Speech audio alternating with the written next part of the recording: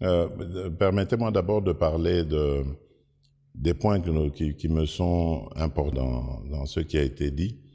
Il y a d'abord la paix et la sécurité. Laquelle paix et sécurité va amener la stabilité et donc une atmosphère propice aux affaires, aux investissements. Ensuite, les points que je trouve très importants ici, c'est ceux qui concernent l'éducation, la santé et l'agriculture. Parce que c'est avec le peuple congolais que nous allons développer le Congo. Il faut que le peuple soit éduqué, il faut que le peuple soit en bonne santé, il faut que le peuple soit bien nourri. La sécurité alimentaire, c'est important. Ensuite, il y a l'environnement dans lequel nous vivons que nous devons conserver pour un monde meilleur.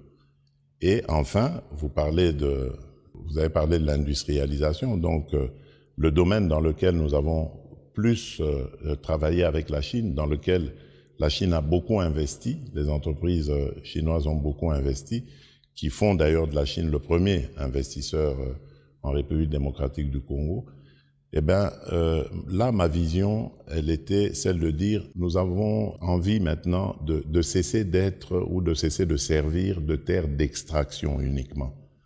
Aujourd'hui, il est plus que temps de transformer les minerais qu'on extrait dans notre pays en République démocratique du Congo. Cela va donner une certaine valeur ajoutée et surtout créer de la richesse en République démocratique du Congo et de l'emploi.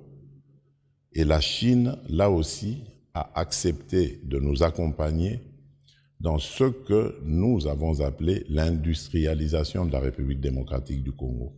Évidemment, l'industrialisation s'accompagne des infrastructures, construction d'infrastructures, et aussi de l'énergie. Ce sont deux grands défis que nous voulons relever dans les 10 années qui viennent, et la Chine s'est positionnée pour nous accompagner, ce qui fait que nous pouvons dire que notre coopération, notre partenariat ne pourra être que gagnant-gagnant à l'avenir. Ainsi, nous pourrions corriger les erreurs du passé.